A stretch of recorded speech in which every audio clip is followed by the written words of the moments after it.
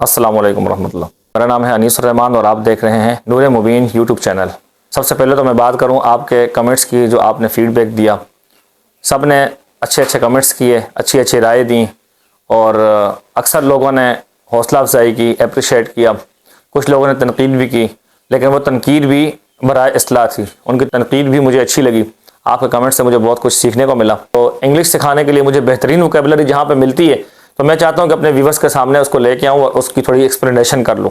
ठीक है, तो खान साहब की स्पीच है, इसमें भी आज आपको बड़ी बेहतरीन तगड़ी किस्म की एक वोकैबुलरी मिलेगी। तो आप लोगों ने वीडियो को एंड तक देखना है। चैनल को अगर आपने सब्सक्राइब नहीं किया तो सब्सक्राइब करना है, कमेंट करना है, अपनी राय ज़रूर दीजिएगा। आपकी राय मेरे लिए बड़ी कीमती है और बहुत फ़ायदेमंद होती है मेरे लिए। अगर वीडियो को आपने लाइक नहीं किया तो वीडियो को लाइक भी कर दीजिएगा। चलिए वीडियो की तरफ चलते हैं। खान साहब की ये स्पीच है, आप सुन लें पहले थोड़ा सा। Respected foreign ministers, ladies and gentlemen. ये जो स्पीच है ये OIC का इजलास है। पाकिस्तान में जो हुआ था, खान साहब की उस वक्त हुकूमत थी, उस वक्त ये इजलास हुआ था। खान साहब वहाँ पे स्पीच कर रहे हैं, कह रहे हैं कि respected foreign ministers, ladies and gentleman, मुअज़्ज़ज़ वज़राए ख़ारजा। फॉरेन मिनिस्टर का मतलब होता है वज़ीर ख़ारजा को कहते हैं फॉरेन मिनिस्टर।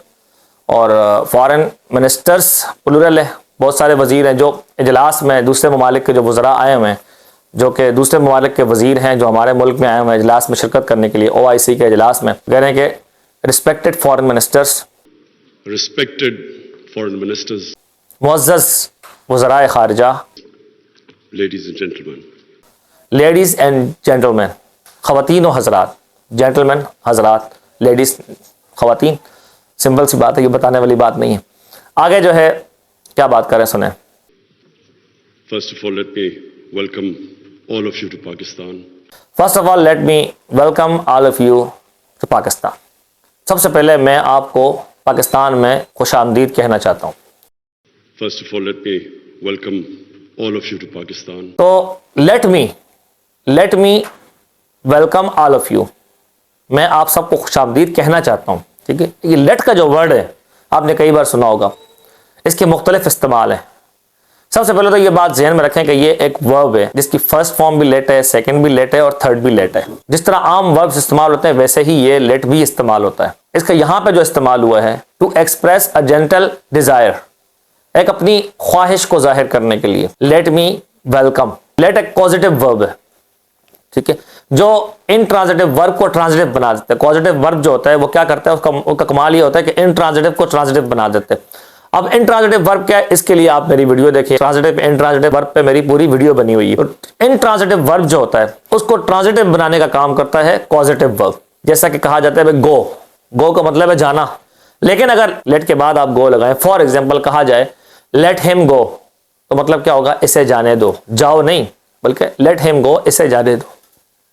अब लेट के मुख्तलिफ इस्तेमालात हैं, मुख्तलिफ यूजेस हैं। फॉर एग्जाम्पल नंबर 1, जैसा कि यहाँ खान साहब ने कहा है, ये अपनी ख्वाहिश के इजहार के लिए आता है। फॉर एग्जाम्पल इन्होंने कहा लेट मी वेलकम, ये उनसे रिक्वेस्ट नहीं कर रहे हैं, यहाँ पे अपनी ख्वाहिश का इजहार करें। मैं चाहता हूँ कि मैं आपको खुशामदीद कहूँ, सबसे पहले मैं आपको खुशामदीद कहना चाहूंगा। यहाँ इसकी ट्रांसलेशन ये होगी, यहाँ पे एज पर कॉन्टेक्स्ट हम ट्रांसलेशन करते हैं किसी भी वर्ब की, किसी भी वर्ड की। नंबर 2, ये आता है ऑर्डर देने के लिए। किसी को आप किसी काम का ऑर्डर दें, हुक्म दें, कमांड के लिए, सही, उसके लिए, अमर के लिए ये लेट आता है। For example let him go, इसे जाने दो। लेट हिम राइट, इसे लिखने दो। लेट हिम वॉक, इसे चलने दो। नंबर 3, ये आता है सजेशन के लिए। फॉर एग्जाम्पल लेट्स गो, चलो चलें, मतलब मशवरा है मेरा कि चलते हैं। Let's go to the park, चलो पार्क की तरफ चलते हैं। लेट्स गो, तो लेट्स क्या है, अक्सर आप लेट्स का वर्ड सुनते रहते हैं। इसकी फुल फॉर्म क्या है, ये तो कॉन्ट्रैक्शन है ना।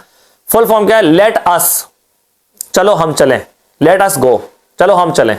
ठीक है, तो कॉन्टेक्स्ट के हिसाब से आप इसकी मीनिंग करेंगे। इसकी ये मीनिंग भी हो सकती है कि लेट अस गो, हमें जाने दो, ये मीनिंग भी इसकी हो सकती है। और ये भी हो सकती है कि लेट अस गो, चलो चलें। ठीक है, तो लेट अस गो को हम कॉन्ट्रैक्शन करके बोलते हैं लेट्स गो, चलो चलें, या फिर हमें जाने दो। ये दोनों मीनिंग इसकी कर सकते हैं कॉन्टेक्स्ट के हिसाब से। ये तो मैंने आपको इंपेरेटिव सेंटेंस में इस्तेमाल बताया है।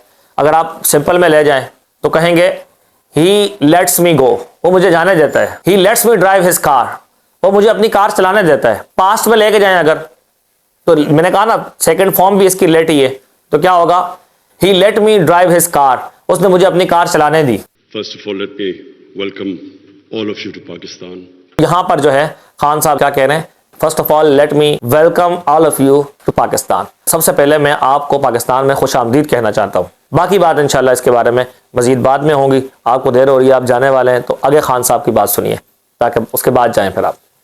The irony is that 41 years ago, the extraordinary meeting of the OIC was held in Pakistan. The irony is that 41 years ago, the extraordinary meeting of OIC was held in Pakistan. सितम ज़रीफ़ी ये है, irony का मतलब सितम ज़रीफ़ी, अफसोस इस बात का है, या सितम ज़रीफ़ी ये है। The irony is that, सितम ज़रीफ़ी ये है, 41 years ago, 41 साल पहले, the extraordinary meeting of OIC, OIC का एक गैर मामूली इजलास, the extraordinary meeting of OIC, OIC का गैर मामूली इजलास, मीटिंग का मतलब इजलास, ठीक है, और OIC का मतलब क्या है, organization of Islamic cooperation. OIC का इजलास मुनक़िद हुआ, वाज हेल्ड, OIC का इजलास was held in Pakistan, Pakistan में मुनक़िद हुआ था। The extraordinary meeting of the OIC was held in Pakistan. सितम ज़रीफ़ी ये है कि 41 साल पहले पाकिस्तान में OIC का एक इजलास, गैर मामूली इजलास मुनक़िद हुआ था, ठीक है। It was discussing Afghanistan.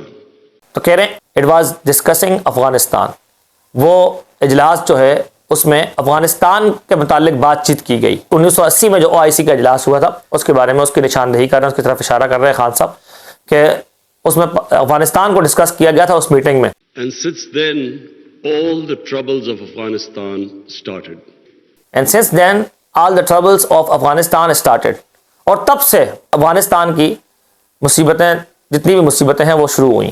Since then, all the troubles of Afghanistan started. तो जितनी भी मुश्किलात हैं अफगानिस्तान की वो तब से शुरू हुई जब वो पाकिस्तान में इजलास मुनक़िद हुआ था, ठीक है, तब से अफगानिस्तान की सारी मुसीबतें शुरू हुई। तो आज तक की हमारी वीडियो इतनी है। उम्मीद है आपको वोकेबलरी समझ में आई होगी, बात समझ में आई होगी, खान साहब क्या कहना चाह रहे हैं और इंग्लिश कैसे बोल रहे हैं, और इंग्लिश को बोलना आपने समझा होगा, सीखा होगा, किस तरीके से बात की जाती है। तो मिलते हैं नेक्स्ट वीडियो में, तब तक के लिए अल्लाह हाफिज़।